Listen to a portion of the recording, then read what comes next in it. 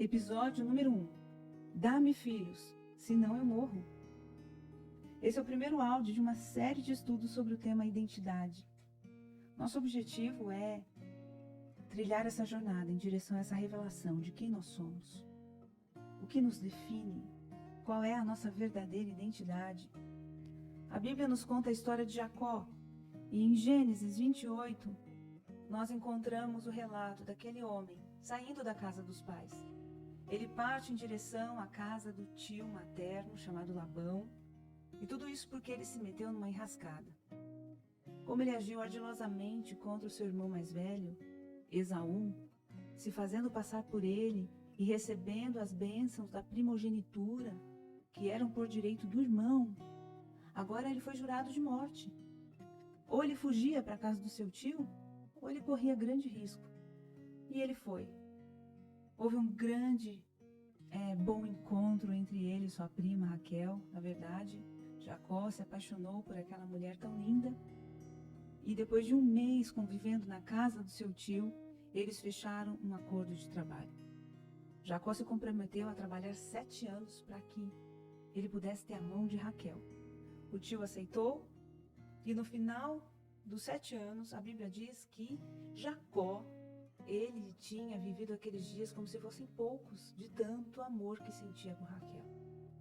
Mas acontece que essa história ela vai tomando outros contornos.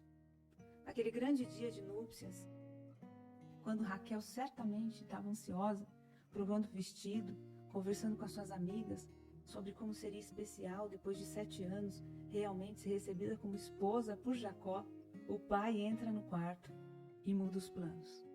Fala para aquela menina cheia de expectativas: não, você não se casará essa noite com Jacó. Eu vou enviar Lia, a sua irmã mais velha, no seu lugar, porque é assim que as coisas têm que acontecer aqui. Vocês podem imaginar a frustração de Raquel? Ela e as suas amigas ali perplexas com essa última notícia. Labão, um homem ávido por lucro, jamais perderia a oportunidade de lucrar mais 7 anos de mão de obra de Jacó às custas de Lia, aquela que era esquecida porque, afinal de contas, ela não tinha uma aparência assim que agradasse tanto. Já pensou se ela não se casasse? Que prejuízo seria para Labão? Não, aproveitando toda essa sede, que Jacó mantinha para ter acesso ao coração de Raquel, Labão fez esse plano, tramou todo esse plano. Eu entrego Lia e depois proponho mais 7 anos para Jacó pela mão de Raquel. Ao mesmo tempo, Lia, que aparentemente parece ser uma mulher mais caseira, mais velha, mais maternal, mais calada, também foi pega de surpresa. Lia, se prepare. Vista o seu melhor vestido, você se casa nessa noite. Imagina só quanta coisa passou no coração de Lia. E agora, como é que ficaria a amizade dela com sua própria irmã Raquel? As duas certamente cresceram juntas e foram em tanto tempo as melhores amigas, trocaram confidências. Lia parece ser aquela irmã mais velha, tão maternal, que fazia o lanchinho para que Raquel levasse no seu trabalho enquanto pastoreava as ovelhas do pai. E agora, ela vai ter que se casar com um homem que aguarda por Raquel há 7 anos. E se ele rejeitasse? E se ele desprezasse? Como é que ele se sentiria? Foi com o coração assim, cheio de angústia, de medos, que Lia colocou o seu melhor vestido. E foi naquela noite de núpcias, no lugar da sua irmã Raquel. Bom, antes de Jacó ter consciência de toda essa trama que corria nos bastidores, Lia e Raquel já sofriam muito, cada uma com as suas angústias, cada uma no seu quarto. Certamente isso abalaria toda a amizade dessas 2 irmãs e transformaria essa casa num lugar de grandes lutas. Quando Jacó acorda no dia seguinte e vê que a mulher que está ao seu lado não é Raquel, ele vai até o seu sogro e exige que ele dê satisfações. Por que ele não cumpriu com o acordo? Foram 7 anos de trabalho. E o sogro, muito astuto, deixa bem claro que a cultura daquele povo é assim mesmo. as filhas mais velhas são dadas em casamento antes das mais novas. Então, o que restava para Jacó era aceitar uma nova proposta, mais 7 anos de trabalho por Raquel. E aí ele teria só que aguardar essa semana de núpcias com Lia, para então tomar posse da sua esposa, que ele aguardava há tanto tempo. Todo esse drama já nos dá um pouco assim a ideia de como era o ambiente daquelas casas, daquela família. Essas duas irmãs agora se olham de longe, com semblantes de aflição, de raiva, de irritação. O que acontece é que Lia, aquela que não era desejada nem a preferida de Jacó, começa a engravidar, uma vez após a outra. E toda vez que ela vai escolher o nome do filho, ela diz, bom, certamente agora o meu esposo vai me aceitar, certamente agora ele vai me desejar, certamente agora ele vai me amar. Mas ao contrário do que ela pensava, isso nunca acontecia. Jacó sempre mantinha sua preferência por Raquel. Um homem extremamente apaixonado por Raquel e que não deixava dúvida de que Raquel continuava sendo a preferida. Mas enquanto isso, Raquel passava por uma mudança. Aquela mulher tão linda, que nunca precisou lutar para ser admirada, lembrada, elogiada, agora começou a sentir uma insegurança tão grande entrando no seu coração. E todas as vezes que sua irmã ficava grávida, aquilo mexia profundamente com as suas emoções. E ela começou a perceber que a falta de filhos afligiam tanto o seu coração e colocavam em risco o seu lugar de ser a preferida, a elogiada, aquela que se destacava. Isso começou a crescer, crescer, crescer, a ponto de Raquel começar a nutrir uma grande inveja pela sua irmã. Quem poderia imaginar que Raquel, aquela mulher tão linda, ia nutrir inveja por Lia? Lia, que tantas vezes foi esquecida na cozinha, nos afazeres de casa, que nunca era citada na roda de amigos, que nunca era lembrada. Agora, Lia era uma ameaça para Raquel. Essa inveja foi deixando Raquel cada vez mais descontente, mais insatisfeita, a ponto dela gritar para o seu marido, dá-me filhos, senão eu morro. O que Raquel está dizendo aqui é, se eu não for mãe, não há motivos para que eu continue viva. Isso é mais forte do que eu. Isso é tudo que eu desejo na vida. Quantas de nós estabelecem coisas, conquistas, que norteiam a nossa vida e que mexem com o profundo da nossa alma e que faz com que a gente fale da mesma maneira que Raquel falou. Ela gritou, dá-me filhos, senão eu morro. Mas muitos de nós gritam, dá-me uma casa, senão eu morro. Dá-me um casamento, senão eu morro. Dá-me um diploma, uma carreira, um sucesso, uma empresa, senão eu morro. Dá-me o status, os aplausos, os elogios, senão eu morro. Dá-me o ministério, senão eu morro. O que Raquel está agora aqui, deixando bem claro, é que ela estabeleceu um ídolo que dita para ela toda a razão da sua existência, aonde ela coloca toda a segurança do seu coração, que faz com que ela norteie toda a sua vida. E se ela perder essa segurança que ela tem nessa projeção, nesse ídolo que ela construiu para ela, a sua vida não faz mais sentido. Enquanto isso, Lia busca no marido, na aceitação de Jacó, no amor de Jacó, toda a sua esperança de vida.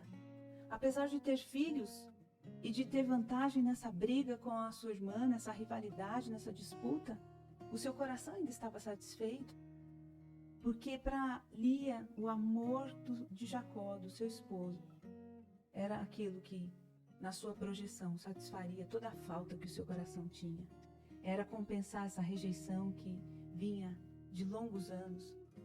Quem sabe Lia já tivesse sido rejeitada por supostos noivos. Pode ser que Lia guardava traumas em seu coração e agora, num casamento onde ela não é amada, o seu desejo por aceitação supera todas as suas necessidades e faz com que Lia projete o seu próprio Deus, que é o amor do marido. E isso norteia também a sua vida. Raquel tinha o amor de Jacó, por isso que ela queria era aquilo que ela tinha falta, eram os filhos, para garantir que ela não seria removida desse lugar de preferência. Enquanto que Lia buscava a aceitação, lutava contra a rejeição e desejava, para satisfazer o buraco do seu coração, o amor do marido. Dá-me filhos, senão eu morro. Isso mostra para nós que todos nós nascemos com necessidades básicas, é verdade. A primeira delas é essa necessidade de termos uma identidade definida. Por que eu nasci? Para que nasci? Qual o propósito da minha existência? Quem eu sou?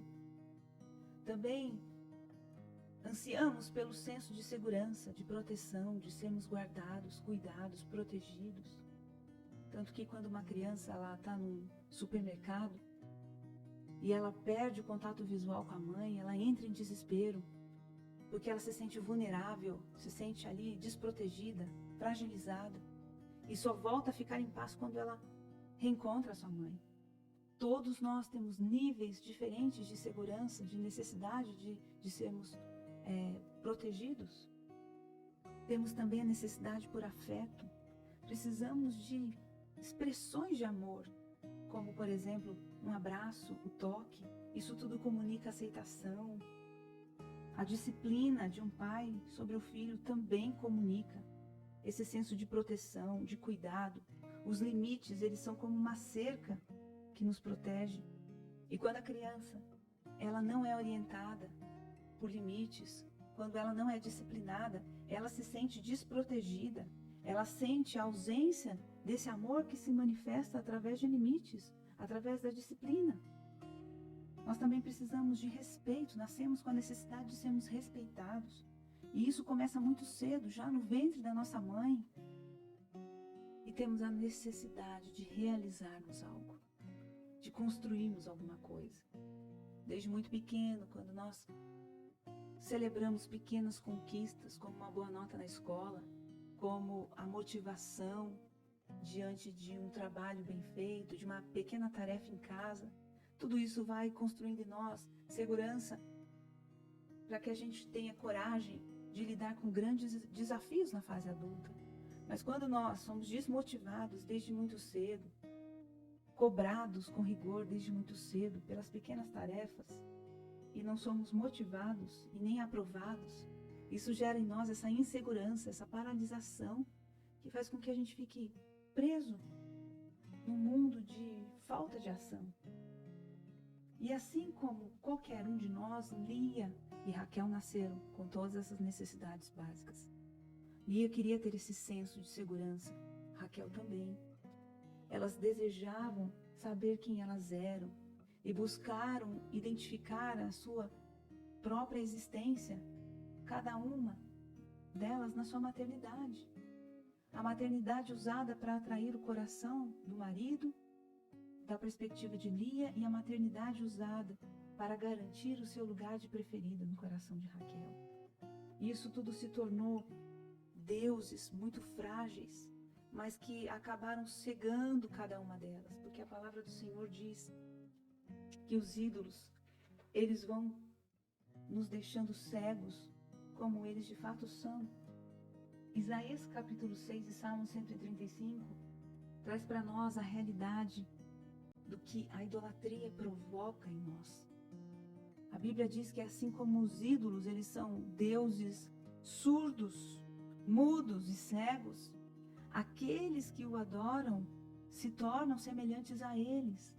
Então, nesse processo de idolatria, quando nós colocamos a nossa confiança em coisa ao nosso redor que não pode falar, não pode ver e não pode ouvir, nós nos tornamos semelhantes, nós entramos debaixo de um jugo de cegueira espiritual, de surdez espiritual. E esses deuses, esses ídolos vão tornando o nosso coração cada vez mais endurecido, a ponto de andarmos debaixo de uma grande escuridão, de não sabermos mais aonde pisamos. Caminhamos por caminhos de morte, porque a recompensa da idolatria é a morte. A idolatria é sustentada por essas falsas verdades. essas ilusões, essas projeções. Eu acredito que eu estou seguro, mas eu estou caminhando para um lugar de muita fragilidade. E esses ídolos, eles operam em nosso coração através dessas mentiras. Eles sustentam em nós a ideia de que se nós perdermos esses ídolos, se nós perdermos esses altares, esses lugares de idolatria do nosso coração, nós viveremos uma aflição insuportável. Raquel tinha tanto medo de perder esse lugar de preferida, que ela passou a desejar a morte se ela não tivesse filhos que garantissem que o amor do marido estaria sempre dando preferência por ela.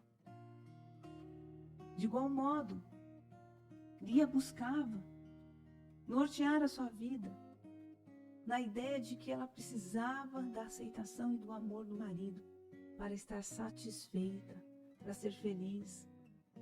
E isso foi só fragilizando a vida de cada uma dessas mulheres. E Raquel realmente teve aquilo que ela gritou com tanta força, que preferia a morte, caso não tivesse filhos. Na sua segunda gestação, ela morre no parto. João Calvino diz que o coração do homem é uma fábrica de ídolos. Nós fazemos ídolos o tempo todo. São projeções dos nossos amores, dos nossos pensamentos, dos nossos desejos, dos nossos anseios, das expectativas que temos. Nós imaginamos mesmo que alguma dessas coisas podem preencher o buraco do nosso coração e podem definir quem nós somos, mas é uma estrutura muito frágil, que pode desmoronar a qualquer momento. E em Jeremias, no capítulo 2, o Senhor fala algo chocante. Ele diz assim: eu tenho sido um deserto para Israel, uma terra de grandes trevas, porque o meu povo diz, nós assumimos o controle, não mais viremos a ti.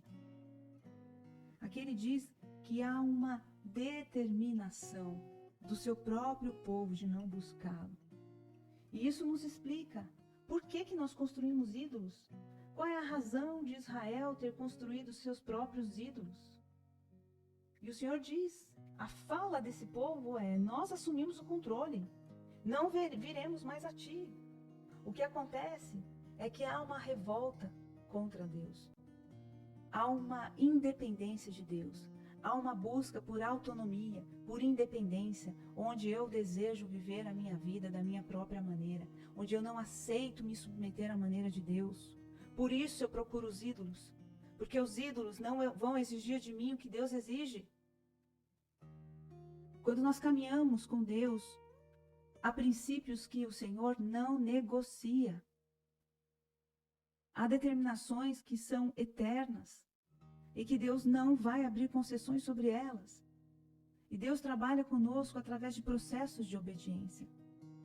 E nós, seres humanos, nós temos a tendência a buscar viver as nossas próprias vontades, a seguir o nosso próprio coração, a satisfazer as nossas necessidades egoístas. E o que Deus está dizendo aqui é que Israel decidiu que não vai mais buscar ao Senhor e que vai assumir o controle por sua própria vida.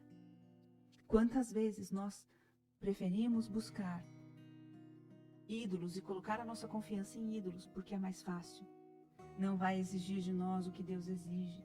É um caminho mais curto, é uma rota, onde eu pulo etapas, onde eu chego mais rápido, onde eu tenho as coisas do meu jeito, da minha maneira, debaixo da minha perspectiva. Essa é uma denúncia que o Senhor diz. Que esse povo se tornou independente dele, por isso preferiu os seus deuses. Quantas vezes nós colocamos a nossa confiança no sucesso, na carreira, no diploma, no cargo, no status, nas curtidas, em tudo que está à nossa volta, nos elogios que recebemos, porque nós não queremos estar debaixo da dependência do Senhor. O Senhor nos diz muitas vezes, espere, e nós não queremos esperar, nós achamos que Ele demora demais, que Ele está atrasado, que Ele não está ciente de tudo aquilo que nós gostaríamos que Ele tivesse ciente. Achamos que Deus está equivocado nas suas decisões, que Ele não toma as melhores decisões a nosso respeito. Tudo isso vai norteando o nosso coração e vai nos levando a colocar nossa esperança e a nossa confiança nos ídolos. Raquel e Lia nos convidam nesse dia a sondar o nosso coração e buscar reconhecer quantos ídolos nós estamos sustentando nas nossas dinâmicas, na nossa vida.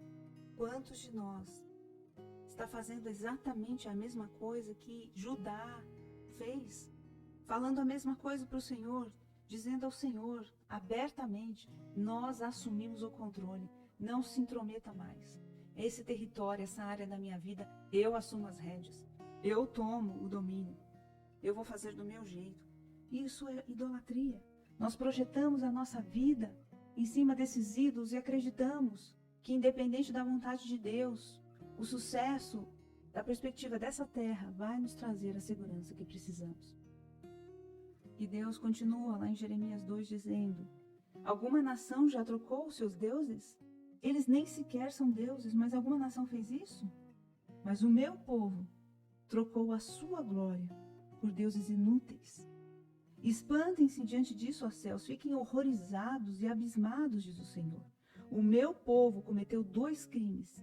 Eles me abandonaram, a mim, a fonte de água viva, e cavaram as suas próprias cisternas rachadas que não retêm água.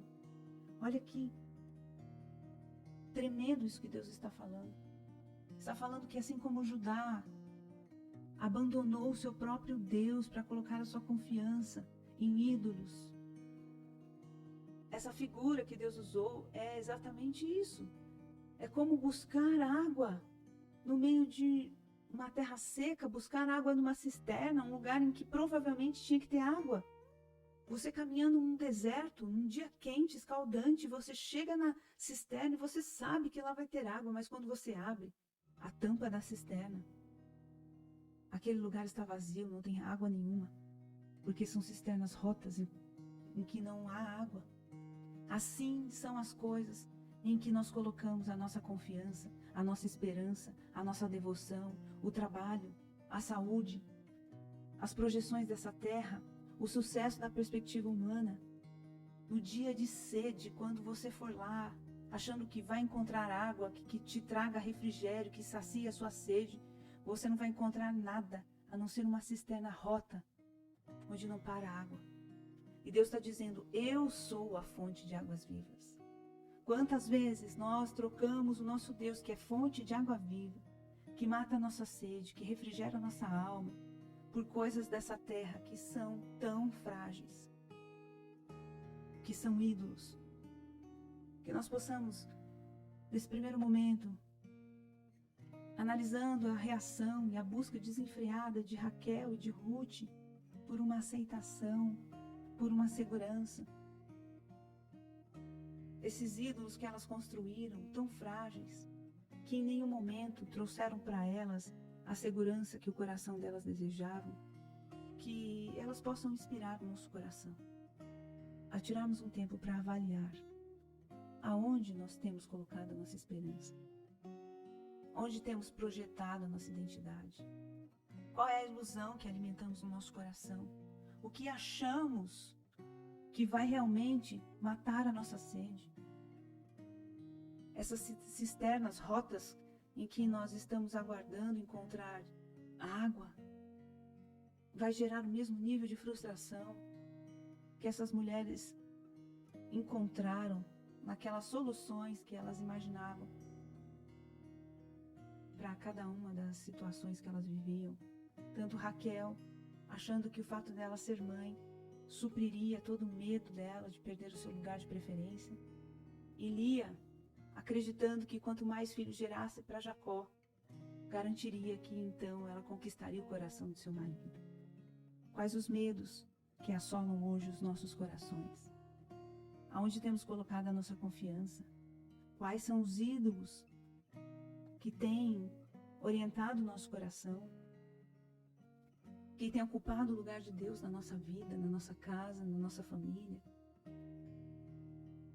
Que esse tempo seja um tempo onde você busque diante do Senhor, através do conselho do Espírito Santo, identificar aonde estão esses ídolos.